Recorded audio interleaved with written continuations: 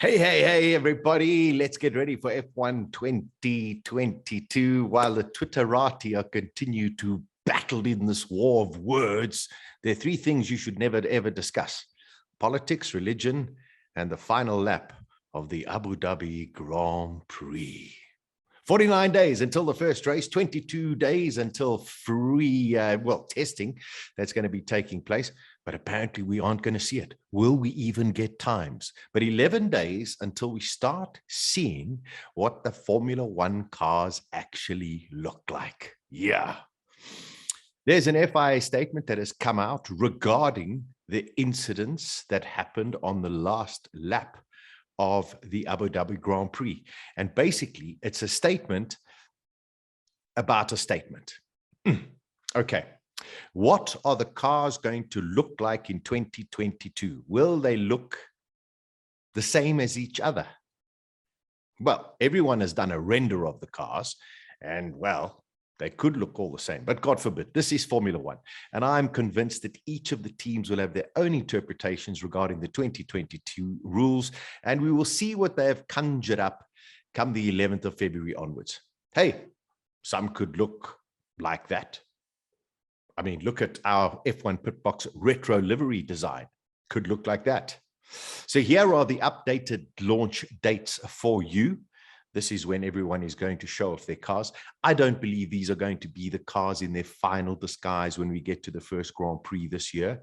However, there are a specific amount of rules and regulations that all of the teams have to adhere to.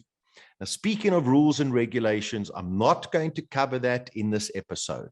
Okay, I will do a separate episode just to go through these very, very complicated technical regulations when it comes to the cars.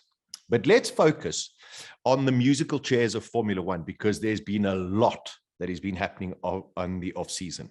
A is for Alpine. Not one, but three key people have moved on from Alpine.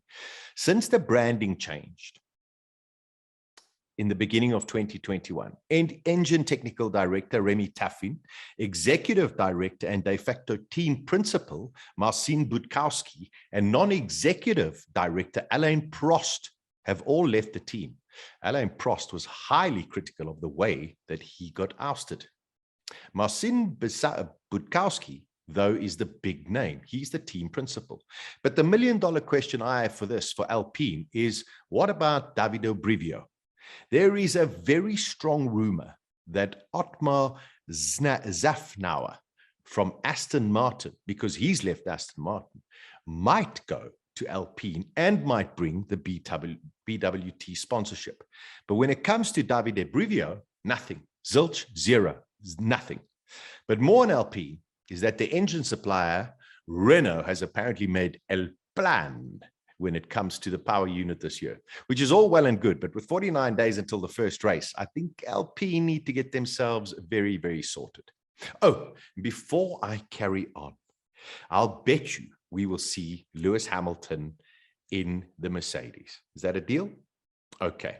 There was a picture of Lewis Hamilton in Los Angeles over the weekend, and amazingly, some online publication went, first time Lewis Hamilton has been seen since Abu Dhabi. What a load of crock. I'm sure he's been seen lots of times, but maybe people just didn't get photographs. I doubt he's been in a closed room sulking. Lewis Hamilton is way better than that. Now, anyway, Otmar Szafnauer, which is such a cool name, he gave us great insights last year from the pit wall of the 2021 season. He's been trashed by Aston Martin and he's jobless. But as mentioned, he could quite well be on his way to Alpine. Will it be as technical director? Will it be as team principal? And if he joins as technical director, then Pat Fry might call time in his tenure in Formula One, or he might just move within the organization. Red Bull and Aston Martin have agreed terms to allow Dan Fallows, the Milton Keynes-based man, to move to the Silverstone-based team. But Fallows was the head of aerodynamics. And this is a bit of gardening leave involved. And Fallows will join Aston Martin only in April this year. Now, speaking of Red Bull, their technical director will join the team on May the 24th this year. Who is he? None other than the Mercedes-Benz head of mechanical engineering, Ben Hodgkinson. I know, it's musical chairs. Now, don't laugh at this name, but it is quite funny.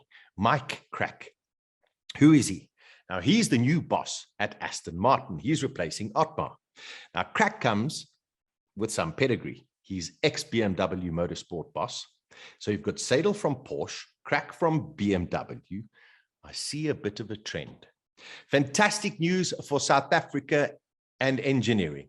No, it's not a Grand Prix, but a South African engineer at AMG Mercedes. Well done.